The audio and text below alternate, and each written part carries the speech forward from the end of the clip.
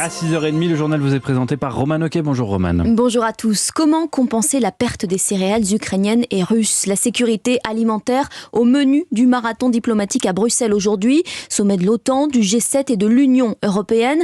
La Russie et l'Ukraine représentent à eux seuls 30% des exportations de blé dans le monde. Une agriculture moins verte et plus intensive. Voilà le plan présenté hier par la Commission européenne pour limiter l'inflation sur les prix agricoles et les risques de pénurie. Et la feuille de route autorise notamment l'exploitation des 4,5 millions d'hectares en jachère, mesure en contradiction avec les objectifs du pacte vert européen, critiquent les défenseurs de l'environnement. Mesure indispensable pour doper la production de céréales, rétorque la FNSEA.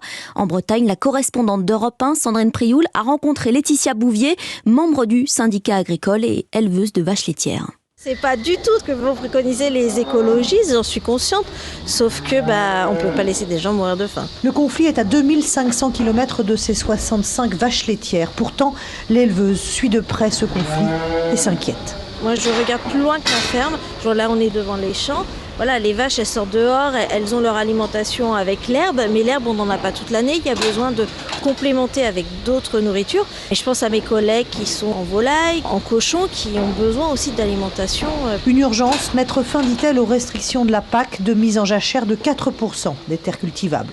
Dans le contexte de guerre, on ne peut pas se permettre de ne pas produire d'alimentation sur 4% de la surface. C'est ne pas implanter les jachères prévues, c'est semer du blé, du colza. Il faut qu'on mette toutes nos chances de notre côté pour produire assez d'alimentation pour tout le monde.